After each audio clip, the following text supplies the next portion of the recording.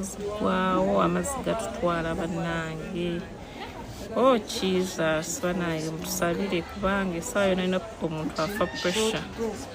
First of all, sente zibuze bakasitoma batono kwegamba. Tetumanyi na kumanya ki kyakukola bannange, mututeeke buteesi muki musaaza mmwe, mututeeke musaala bannange, mutusabire. Baganda bange eggulo nafunyemu embeera nga ngenze ku Supremacy okukola. Nagenze okwagira kyali wange Scorpion, MC Scorpion. Mva ku stage okuyimba nga Palaso ne group ye bawambye motoka yange. Bayina bavubuka, bayina emmundu, bayina ebyambe, bayina ki. Mukusooka n'embirowooza nti byakusaaga. Bagayi ne bakulira ddala effujjo batandise okukuba abaana bange. Kwaniriza nateeka omukutu gaggadde gwa Focus TV. Thank you so much bwe nnyo okubeera ng'olaba. Wonna wosinzidde okubanga otulaba okola kyamaanyi yali mu Uganda, East Africa wamu ne diaspora, nga naawe wosinzire okubanga otulaba okola kyamaanyi era nkwebaza. Ate naba kusubscribinga, please subscribinga tube nga tutambula. Olunaku lwaleero nze ne Chiga Pix neera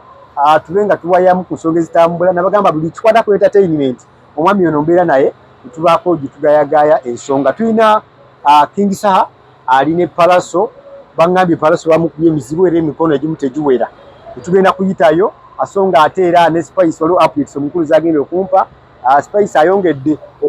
okutabaala Uganda. Bokyona manya wanaddirayo nga sente zonna zibamuwa okujja okutuyimbira nga azitulekedde kuba akoze buli kimu, akoze charity, akoze buli kimu, akoze kale juzi yakoze charity, yagenze mu gundi bwerezeyo abantu n'abagulira ebitabo n'agira Oruna ababoda beyayokeza. Bona ababoda bayakisa kwa ne ekololo wali. Awo naona tugenda kwatawo naye nga kujukiza tuli ku Focus TV n'olutambula oba ekitambula mu ggwanga lya Uganda. Tunakuwalirako bannaffe abali mu Uganda naddala Kampala. Kampala wakati enkube badde nnyingi. Badde mpitirivu. Ndabyeko wano omugagga waffe yakateeka ekizimbe ku mwala. Nga abalesi ba parkings entambula zaabwe kukubaawo amazzi gazitwala. So kati era lowooza tusuubire bannaffe bakolera mu basement okugira amazzi. Abakulu balina obbalirira akasente, tebaba wakasente kaabwe. Nawulira omusajja chairman wa bagamba musooke mukwatiriremu mpaka ddi sente kajja mpaka ddi. So abadde Kampala ng'okusebwa amataba oba okusebwa enkuba ebadde nnyingi mu Luganda tugiyita namutikwa w'enkuba tukusaasirako abakosebwa wansi awo mu downtown awo namwe tubasaasira. So nga ate era n'abali mu Kampala ng'ebyaddala okimanya amataba oba enkuba buli etonye okunyigiriza. Nsaba saawa zino ngoyo omukulu we yagamba otandika okuyiiya plan B nga bukyali because at the end of the day mukole boogaanirawo bwofiirwa yenanye ekizimbe takola ki tafiirwa. So tubasaasiddeko mu mbeera bwetyo. Mugo soko nyimiza olutalo lwabaddewo wakati wa Kasa olutalo ne munne Palaso. Olutalo lwabaali wano ssebo naye ati kati baali awo kituufu naye embeekakaawo King Saha bani Palaso yavaayo n'agamba nti yavaayo n'awa lisiti y'abayimbi abalina hit 20 hits makulu anyawa Palaso mwa abayimbi mubbo edako Chameleone mukulu we edako Good Life edako Shiba edako Bobby Wine. Kati engeri King Saha gyabadde nga yaleka ennaku zino kumpi emyaka nga 3 yakuvuga gobotula King Saha ukweli saita sana hapo taziweza tandike kubala taziweza King Saha 20 taziweza ko hiti eno chechi olimba olukubye jobaisi jito olimba Kabuna Mawanga nebe nali mpulirizaako ku musajja wange Kazibu Kapo ate yatuwa version endala ya hit yagamba olimba lwe bayita hit omuyimbi nannyiniro bwe eyaluyimba lina okubaako ne impact gye lukoze mu bulamu bwe. In fact nga lulesewo n'enjogera. Buli omu mu bulamu alina ennaku ez'ekijjukizo kati nno Focus TV yange bazza okufuula ennaku zo ez'ebyafaayo bakwata vidiyo n'okkuba ebifaananyi ku mikolo gamba ng'okwanjula embaga graduations okukyala bano nno tebakoma okwo aba focus group yange bakuguka mu kutimba bakola keeki wamu ne juice omuwoomu nga kuno bagattako okukola graphics ne branding ow'ekitongole kampuni oba bizinensi yo era basange ku kitebe kyabwe ekikulu e Kampala ku Jesco Plaza oba basange ku ofisi zaabwe awo ku Focus House Mutuba ne ku ofisi zaabwe empya ekiboga mu Town Council ku 2nd Street okuliraana Smarton Hotel. ebisingawo bakubire ku ssimu zaabwe 0757 133 162 oba 0789 020 gwali ku Facebook ne Instagram kebera Focus Group yange ate ku YouTube beba Focus TV yange oba okumupatikako erinnya ly'oluyimba anti kyayoga kifu naye kyaliwo mu biseera byeri okulanekana biri gumu bisabya misa akyawo nga bagira owakubiranga kankutendereze ng'omanya eyo konsati motoka osegera ebisebe naye kati essaawa zino eno si bwe kitabo ky'ebintu byakyukamuko naye ababadde bafunye ku iti afunye ababadde ne iti era bafunyeewo mbuga kankwekiza abamu nga bamuyita na linnya eryo kankwekiza mpo kala waliwo n'omuvubuka eyimba kyayiwo enjaye yakuba oluyimba olwa lumu n'agula nnuwa abadde gifunyeemu olwa kyayiwo enjaye yajja nalo lumu n'akuba ki n'akuba kyayiwo enjaye yali hiti sebo yakuba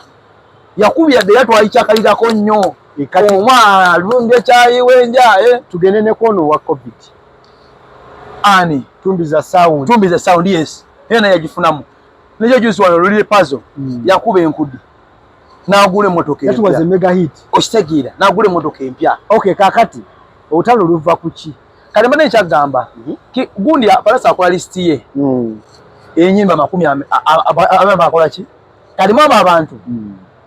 yateeka mwani King Saa owulira mba balina hiti ya 20 King Saa akyalimu gwobola King Saa sana mu listi eyo gwobalabalamu okatologo ya King Saa nga bweri ndowooza mu nti omukulu yakola yiye zoloke gwenga gwe ate yali tasobola kubulako kati kye tugenda ku bwe tuba tuli mu byaddala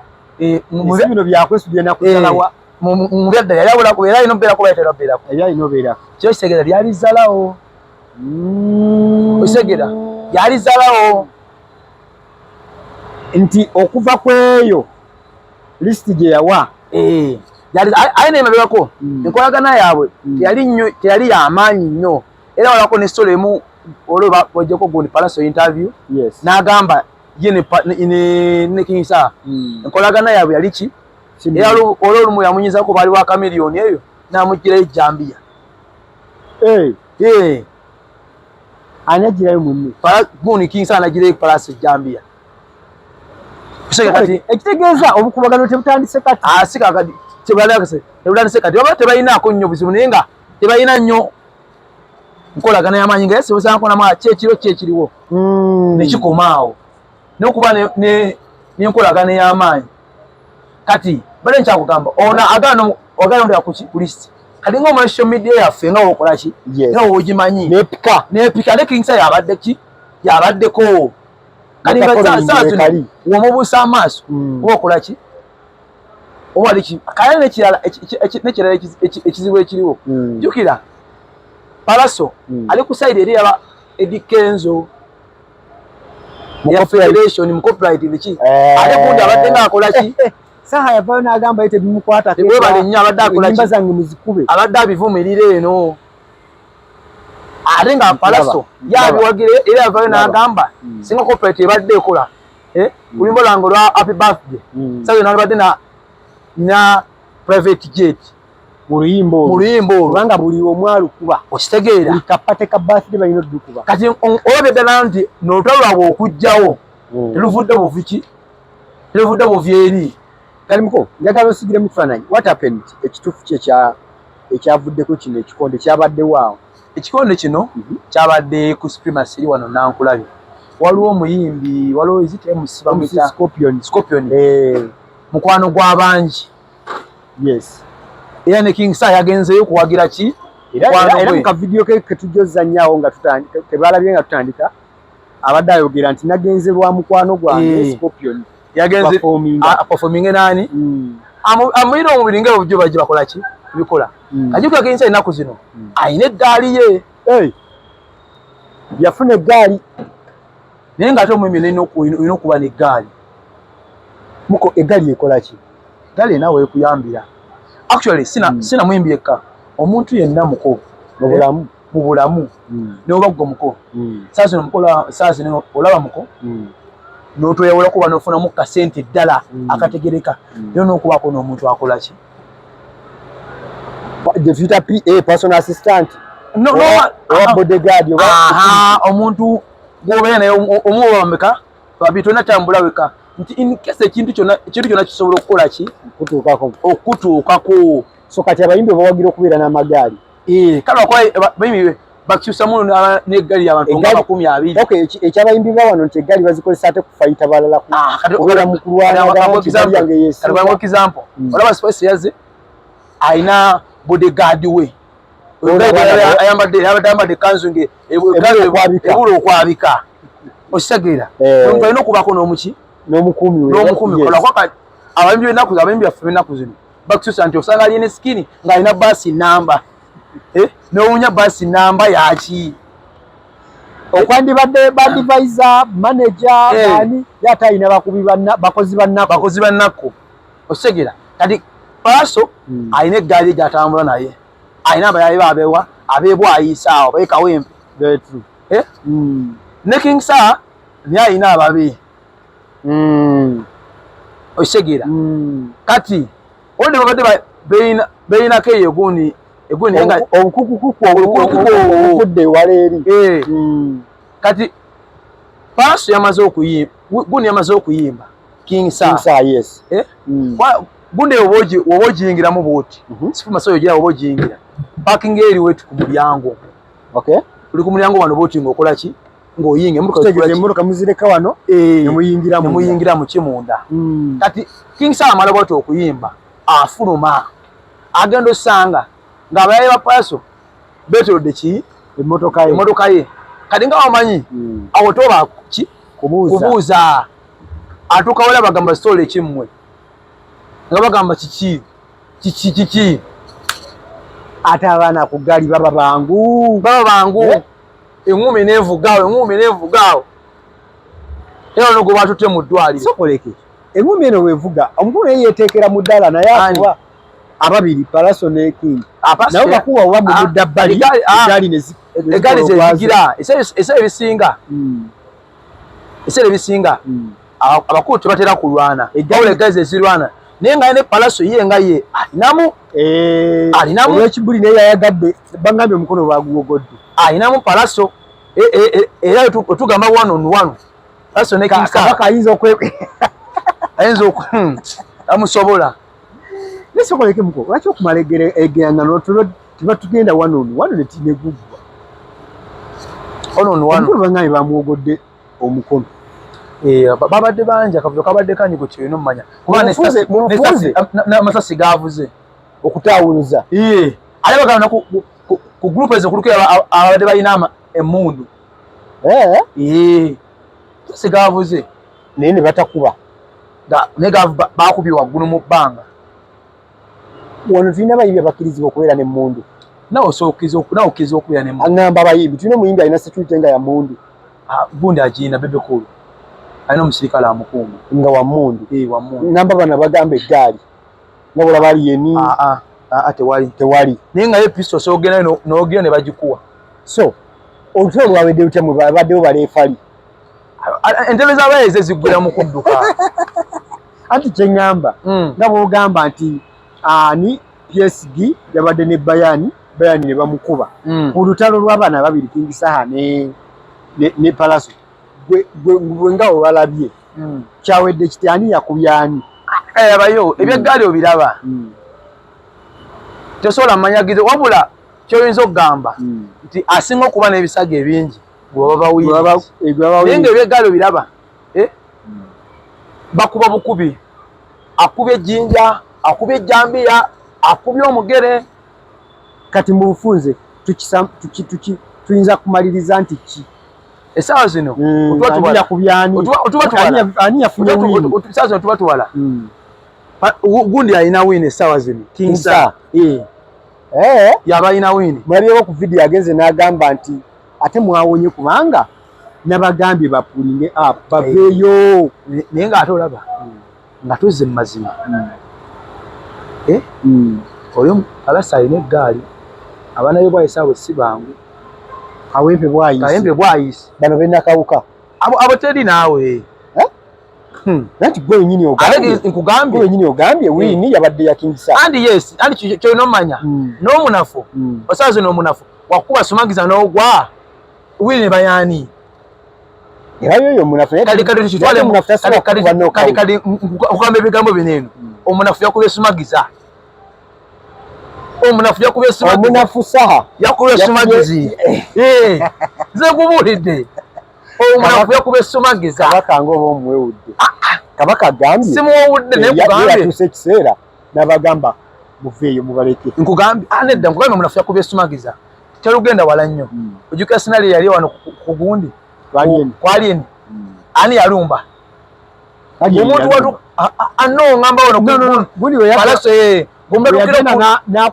omuntu watukira okulumbira ewakaawe wenyini ewakaawe abayese kikiringa omubbi okujja ewuwo okuggula omanyi kyaba yeesize gwe omubbi watukira okujja ewo kirala naye era tekigaana palaso kulumba ali eniwe nate eggaali ya saha nekkuba kati kinze nkugambye omunafu yakubye sumagiza byonna era terunaggwa palaso temaliza bati ntalozi toljuka olukuta olwo nego nali ne sikini dali byokusaga tusuubire nakawuko musala kuvuddeko abuulira gwe yakooba saa yegenderezi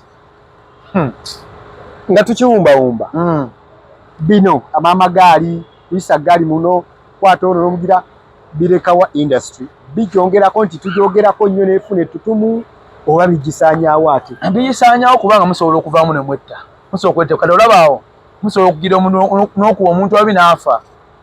ne bakusiba bibi byaggwawo bibi nnyo tebina kye bigyongerako wabula wakwabbo nga bba abayimba esaawa zino kiba kipingira okubanga bali mu mawulire kale esaawa zino buli omu ayogera kwani era buli omu headline eri osegera naye ng'ate kibi muntu asobola okuluzingirawo obulamu bwe oba amagaali be babadde nabo ono namukuba ewabi kuba ebyaggale biraba olu kyasanga kyakwata muko naye nga ndebanga ebyava edda babudwayini tebaziina zalingawo bwe bati zalingawo beekubanga naye batuka nebikola ki nebikendeera kalira fashion ebadde eweddewo nga biweddewo nga tebikyaliwo ng'essaawa zino omuntu oba omwewulira mukuba endongo mukosegedde omugaso omukulu ogwa ggaali gwandibadde ki kukuuma muntu nedda omuntu talina kuba na ggaali alina kuba nabantu bakola ki babiri oba basatu eggaali eba nnene eggaali nnene wali oŋŋambako ono bodegaadi wani wa spice olwo kyali eyo ate mubeerako oyo wa spice Diana aliwo yenayina spice Diana alina omwami gwatira waliwo omuvubuka ate otambulira ku gundi ye waliwo n'edikezo yalina kino kikyali abakolamu oyo emifumbi awo akubeera n'abo nabeera nze nga nze wemmanyi muko muyimbi kyalina kyebandibadde bo kyebakozesanga eggaali ekituufu nga bwe kirina okuba kenzo alina gayuga yali atambula naye yali amukuuma ne spice era nga bw'ogambye ne muyimbi kyawo omulala gwe nalaba alina basically ng'aliwo muwa security babeera nabo ojja kumugwamu babeera nabo akomawa bodyguard yandikumirwa kwandaliwo binalaba ku stage oyagala okujja okufuwa ku muyimbi naye ne babikugaana si kirungi andi osobola okujja n'ebigendererwa ebirala mpaka omuyimbi ye wakkiriza namugamba oyo muleke musinkale ekituufu anti oli abastar muko basita kyawandibadde n'eggaali bonna teri muntu alina kuba na ggaali bane ekigambo ggaali kirala ekigambo ggaali mukijje omuntu alina kuba na ggaali n'omukuumi kubayimbi bonna nze generalize nze naffe ngaffe ababulijjo mugambe omuntu yenna kasafunamu ku ssente embeera neyokola ki mwe bibiri wali ofuna ssente wali ofuna etutumu kale embeera eyo wekyukamukko bwoti olina okubaako n'abantu bokola ki olina okubaako n'omuntu wakuggala nalabye guuni nga abivumirira ebyani ono kapeke kapeke ebyo byoliko olimba kapeke ojagenda eyo ogwe mu bayaaye ayina nono mazina we mulo kapeke alimba kino nkyogeredde wano kapeke sawa zino gwaliwo ye kapeke ayina sawa zino kapeke gwaliko ne kapeke ojagenda eyo ogwe mu baniga bagambe buli kimuleeta tuwe wadde ogende ku sinaliyo yono kyali ogwe bakubye peva embeera bwezityo osege ajagala bamugabe leeta ne walise omuntu obanga olinako omuntu akola ki kiba kizibu nnyo okukola ki oteekawo ne kafiya factor nti oli atya okulumba agambannyo palaso tomala gamusinikira manje ositegeera ayina ababonde baba bamanyi abagamba kapeka tosobola musemberera ayina gundi ayinamu ku kikonde nego obeera kapeke gwo ne dansawo kikyamu ekyo kapeke ekikapeke kyakola kikyamu ayina okubaako n'omuntu akola ki amuggala amukole kuno waba atambula kikyamu olina okuba n'omuntu ssebo akuggalawo muko nga tumaliza emboozi y'abapalaso biki nga bwegambye bw'oba olaba musiki waffe nga saawa zino wayimiridde abantu batakola stunts bweziti tulina engeri endala gye tuyinza osurvivingamu nga industry ya musiki balina kuba ndongo bate endongo bateetandisa nno okuta endongo ndongo bale gye beetandisa okujja kuba kati wano omuyimbi walina okuteera kati endongo kuba kati omwaka tuguyingidde tuguli wakati kati omuyimbi walina okuteera kati endongo bate endongo abe mu byokwekuba nga olaba gundi kye yakoze gravity nti abanjisiza ebigambo bakoze eki sente tebanazimuwa babe ne gravity yalina gali amukuuma ale egayi gwalina amukuuma yakoleramu ddala ssebo nemukuba namuwakake ajja zimuwa ode yakulaga mbu alina ebiwandiiko basayininga osegeera kabanja byampampamanya ate mata twayogera basayininga ebiwandiiko basayininga ajja zimuwa alimba kuyo yagambye wanaagana zuma jagenda ebake wali ku geeti ye akwate famire ye agitwale ekiwaatule atuule awo kale nkujjukiza bannaffe aba Focus Event Services bagamba nti beyune bakutegekera omukolo gwo era bakuwe photography videography bakuwe cake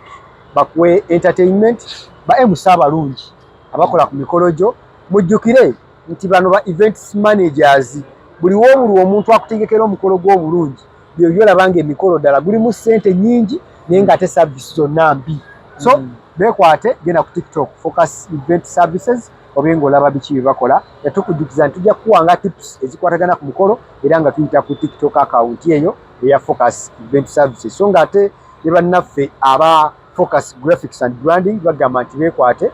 bakuwa omukolo bakolere graphics omulungi ne branding ayimiridde okugeza tulina bannaffe abalina corporate company nga bagitaze corporate t-shirts corporate uniform tugamba nti bekwate oba oliawo bakuwe t-shirt oba obusati bufaana bwe buti obuli corporate ate ku bbeeyi ddala entono so nga bannaffe abo nabo bali ku mikutu egy'enjawulo banoonyeeko enamba z'essimu kwe ziku screen babe nga bakolera branding omulungi ddala otherwise nga tuwumbawumba obadde ompa ku updates za Spice tuli ku kireero Spice gokyolina omanya gyagenda okuddayo nga ssente zonna nga bwe bazimuwadde azimalidde Uganda kwotero wasula asulawa asula eziti ndiki hotelo njerabino wasula 5 star kaya musavinga amukolako yamwokyeza $1 yasiimye namwocha kalakita ye eringa yaani wano kalakita ye golaba gwe yefaananyiriza mulabye Spice Dano werinnya lye sure tugamba mu azin kangambo omutima omuki humanity obuntu Spice ye muntu ali bwatu yekka kagamba Spice omu Jamaica ne spice mu Uganda balina ebibagatta bingi asi bingi ebyo ebisinga bibabifaanaga ekyo kye kibagatta ekyo nti bonna ba mutima enkolagana ye n'abantu oyo gwafaanaganya naye waneeno kyekigambisa nti sente agenda zimalira wa kati kugambe oyo amukolako yamwokyezaayo $1 yamuze namubuuza zirimu mmeka ezaano yamugaye emitwalo 7 nagamba okay that is okay is it enough okay amugana mugamba what is your name Lawrence nagamba era unabanje ekyenjagala ngina bagamba Lawrence naseka bambi alijjole nnyo alijjole kyekirala yakoze charity endala yagenze n'agula ebitabo nagenda mugenda n'agabira abaana ebitabo kati jujjuzi waneeno abaddeawo ku Acacia ababoda ab'oku stage awo bonna n'abokyera nababokyeza $1 abokyeza $1 ale ennaku zinaggwa tukyalinayo n'olw'enkya era agenda okubokya enkyala agenda kati jagadwa ku Saturday ng'omanyi be yakokya obudde bungi muli mu muzunza mu Kampala wano mwani mulese nalaba ne ku mataba wano agande mu kibuga Kampala wano mwani mulese nalambulako ne ku mataba n'amanya nti Uganda zaabu tulina zaabu naye nga tubajjukiza Kings of Comedy wabalabye katayitako bakagwanidde batukabajjeko nga tuli wano ku show awo ne Uganda buli mwasobola okuyita kyonna kyayagala so tukabalekere nenze nganze sibubawa ani king wo wano mu comedy nze nganze Madwata Nchiko abo bakyaliko kwe bali muntu amala omwezi nga talina addeka for you nze njagala bwagamba mbu tebaliko kola gwendo ojuze gundi Sharon yiyo bayejuza bakyasobola kikola kali oda kuchema bagateeka Serena season endala season bagateeka season manya bega badenga bajja bakola byo yogerera ne kati bano eno esikukuba bano bajira ku simpase yaki bateeka kuna kulukulu idi osegera ebo batagali babera mu yidi nga de weekend natulina ba comedian abalala Shawa and Shami nabo we bali muneera abaana abo bakola nabo tebakola bubi nabo we bali kale tetuyinza kubanga tusuka wano nze adde oba force kimwe mu nyanja bade ne Kiga Pix era nga tukiyisizaamuko obuli awo mu comments ezenjawo tuyinza kuba tusuka wano abantu kiri mu kibuga Kampala wane ekibuga yawo twakinduko onyeeko danga tutandika tubagamba amataba gali e Kampala wano akolera mu basement watu nawe bakwegendereza oyinza okusanga enkya ng'obuli awo emali yonna bagikoze ki yagitutte tukome wano tusinkane mu video ezijja mu maaso awo for now bye bye ya kusubscribinga ku Focus TV yani bingi